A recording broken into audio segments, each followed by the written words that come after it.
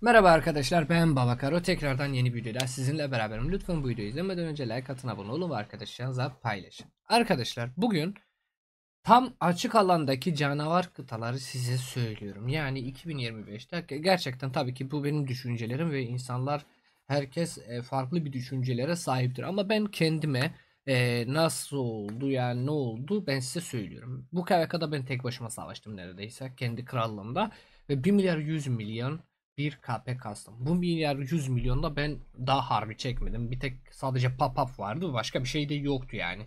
Hesabın ekipmanları yavaş yavaş geliştirmeye çalışıyoruz ama en iyi kıtalar bence bugüne kadar gelmiş geçmişten, ben hepsini size teker teker söylüyorum. Şimdi ilk başında ben size burada hesapta 7 milyar, yani 7 milyardan başladım ve 7 milyarda değil, 6 milyar 950 milyondan başladım ve buradan da 8 milyar 777 milyondan ben bu KVK'yı bitirdim arkadaşlar. Burada birçok zaman savaştım ve bu kıtalarım tabii ki böyle bir şekilde biz denedik. Yani William Wallace, Lioche, Julian Herman, Ragnar Belisarius, Scipio, Hugh Gubing, Arthur Guanyo, Alex arkadaşlar.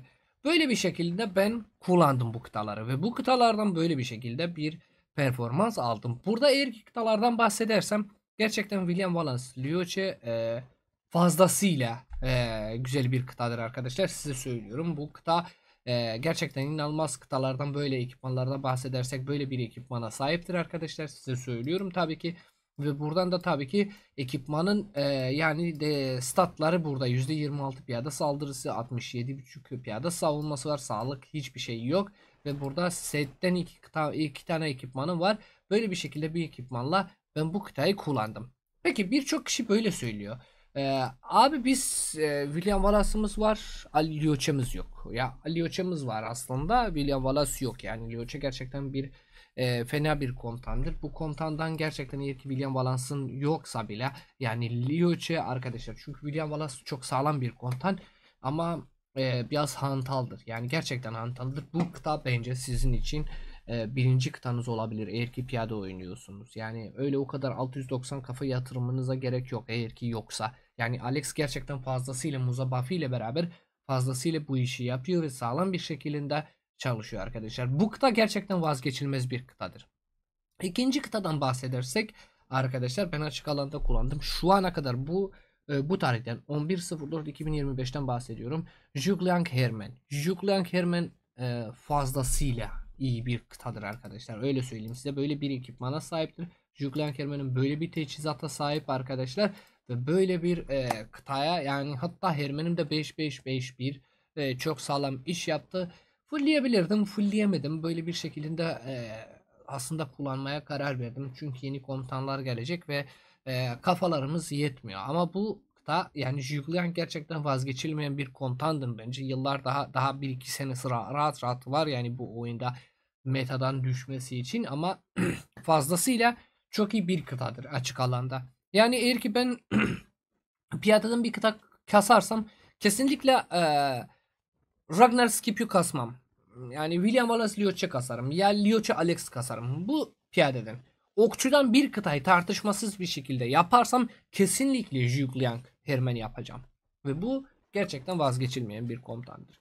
Yani bir kıtadır aslında. Üçüncü kıtamda da ben bir piyadeci olarak, yani 3 kıta piyade çıkıyordum. Hatta eskiden 4 kıta piyade çıkıyordum. Artık eksilttim yani bunları. Üçüncü kıtamda Ragnar Scipio yaptım. Yani Ragnar Scipio aslında açık alanda ben çok fazla da Scipio Ragnar yapıyorum. Çünkü Ragnar Scipio bir tık daha yavaş kalıyor. Ama Scipio Ragnar bir tık daha sağlam oluyor. E, yani hız açısından, çünkü kıtalarım gerçekten çok yavaş. Piyade çok yavaş ve benim canımı şey yapıyor. Ama açık alanda ben birçok zamanlarda tek başıma savaştığım için ve kralın birinci savaşçı olarak yani hep önde kalacaksın. Scipio, yani Ragnar Scipio açık alanda bir tık daha tanklamış oluyor. Yani daha fazla, daha sağlam bir şekilde KYK'da kalıyor. Kıta böyle. Ekipmanlarım böyle bir şekilde. Scipio'dan yani Ragnar'dan kullandım. Ve teçhizatı da tabii ki böyle bir şekilde. 4.6 piyade saldırısı, savunma 11, 7.8 sağlık, 6.3 intikal hızı, 1.6 tüm hasar. Aslında burada intikal hızı bu kıtaya bu eksiltmesini azalttı. Çünkü benim bu kıtaları dengelemem lazım ve bu şekilde dengelendi arkadaşlar. Üçüncü kıtadan bahsedersek gerçekten yani bir piyadeden bir süvari, yani eğer ki desen ki Nevski mi, Nevski Juanafark mı, Gubing Arthur, tartışmasız bir şekilde Gubing Arthur. Bu tartışmasız oldu. Yani bu kıtayı ben kendim denedim arkadaşlar. Ve bu kıta gerçekten inanılmazdır. Eğer ki ekipmanlardan bahsedersem ben böyle bir ekipmanla yani neredeyse herkesin içinden geçtim. Gerçekten sağlam bir KP kastım. Sağlam bir raporlar aldım ben Gubing Arthur'la. Çok çok memnun kaldım. O yüzden yani ben kendi deneyimlerime böyle bir ekipmanıyla yaptığım şeyi size söylüyorum. Gerçekten inanılmazdır. Yani bu kıtayı kesinlikle kasmanızı öneriyorum. Peki abi ben Gubing kasmadım. Arthur'um var. Nevski kasabiliyor muyum yoksa Gubing? Gubing. Peki abi benim e, Arthur Gubing'im var. Bak pardon, Arthur Nevskin var. Kullanabilir miyim? Kullanabilirsin. Arthur Canafar kullanabiliyor muyum? Kullanabilirsiniz arkadaşlar. En güzeli budur. O yüzden söylüyorum. Teçhizat olarak da %10.3 süvari savunması, %9 süvari sağlığı, %9.9 süvari saldırısı, AUG de böyle bir şekilde bir teçhizata sahiptir arkadaşlar bu kıtalar. Ve gerçekten de yani hakkını verdi mi bu kıta? Hakkını verdi ve şimdi size söylüyorum. Sonraki kıtamız arkadaşlar, ben burada çünkü size söylediğim gibi yani bu kıtaları ben açık alanda kullanıyorum. Açık alanda bir şeyler yapmam lazım. 5 kıta kullanmam lazım. Fazlasıyla kaynağım var ama KP kasmam lazım. Ben burada Guanyu Alex kullandım. Guanyu Alex'ten ne kadar memnunum? Yani benim mecburiyetten bu kıtayı çıkarttım. Eğer ki sizin kaynağınız yetmiyorsa, hızlandırmanız yetmiyorsa kesinlikle bu kıtayı çıkartmanızı hiç önermem. Yani bu kıta artık Guanyu çerez gibi bir şey oldu. Yani böyle düşünün. Hiç düşünmeyin bence. O kadar. Raporlar çok tatlı değildir. Tatmin edici değildir. Yani eğer ki açık alan, ben açık alanda da üstündeysem bile yine de bir rapor alıyorum. Çok nadir bir şekilde ben üstünden rapor arıyorum Guanyu Alex'ten ve hiç memnun kalmadım. Sonraki kıtayı size söyleyeyim. E, Böyle bir Budikam var. Full bir Budikam var. Budikayla yani kullanayım mı dedim, denedim. Budika da artık bir işe yaramıyor. Gerçekten size söylüyorum. Yani bu kıtalar artık bir işe yaramıyor. Peki bu kıtalardan neler yapabiliriz? Mesela beşinci kıtamız neler olabilir aslında? Bunları söylüyorum. Yani ben olsam size bu 4 kıtayı çıkartıyorum tabii ki. Beşinci kıtam her zaman söylediğim gibi 4 kıta değilsiniz.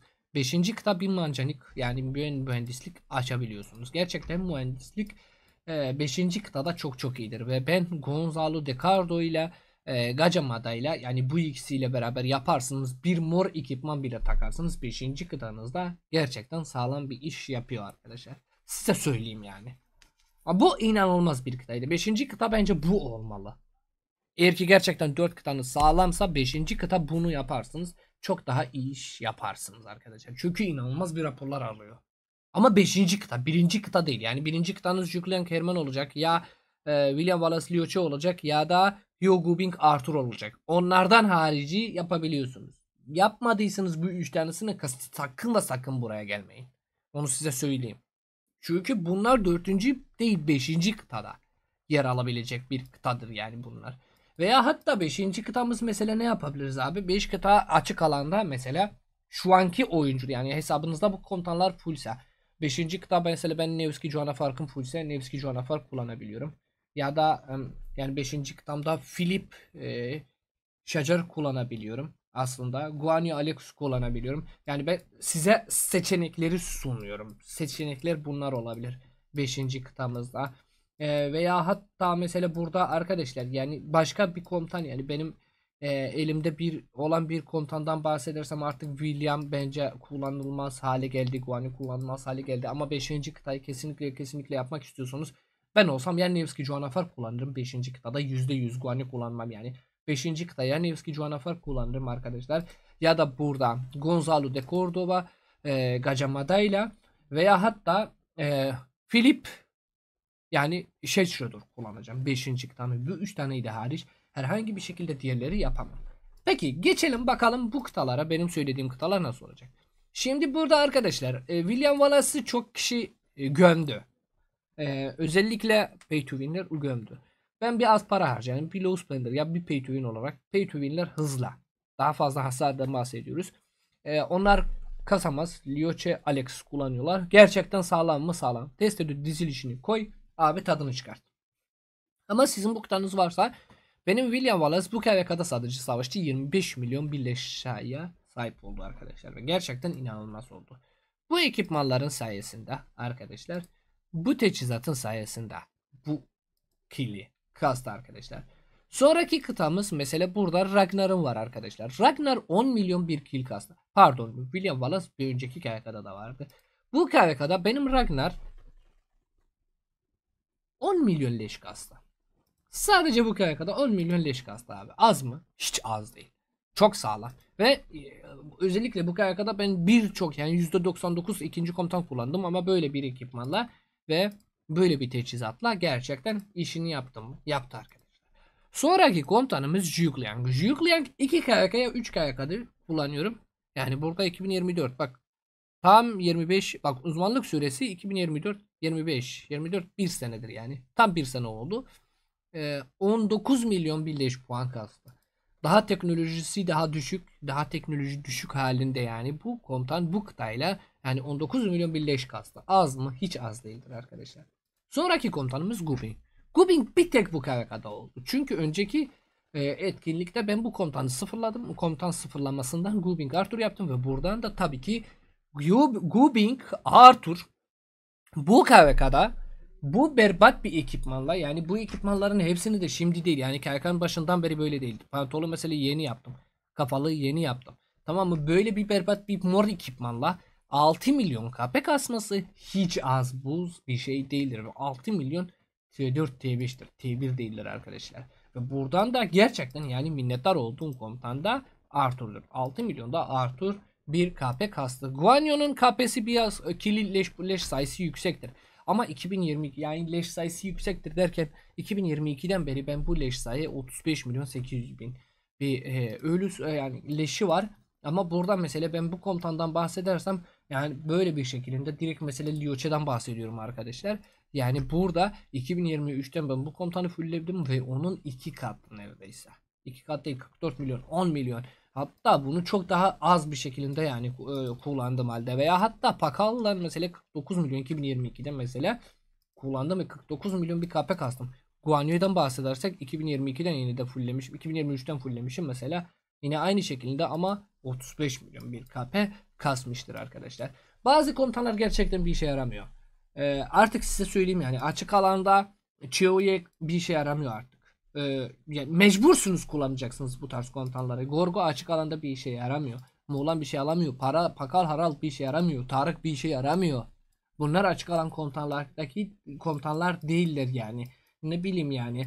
Burada Scipio Aemilianus açık alanda bir işe yaramıyor. Heraklius bazen bir işe yarıyor ama o kadar değil yani arkadaşlar. Bunları mantıkken bunları düşünmeniz gerekiyor. Çünkü bunlar çok çok önemlidir. O yüzden eğer ki siz de en iyi kıtaları gerçekten görmek istiyorsanız bence en iyi kıtalardan bu oyunda söylediğim gibi William Wallace Lioche, Zhuge Hermann, Ragnar Scipio, Yogubing Arthur 5. kıtamız Nevski Juanafark ya da Gonzalo Gaja, bu ikisi kullanabiliyorsunuz. Geri kalan Philip Şejdor'da. Yani bu 3 taneyi kullanabiliyorsunuz. Piyadanın 3. kıtası şu an yok. Gerçekten yok yani. Böyle bir şey olacak. Ragnar Scipio, artık William Wallace Gorgo, Lioche Alex böyle bir 3 kıta kullanabilirsiniz ki performansınız çok çok düşer arkadaşlar.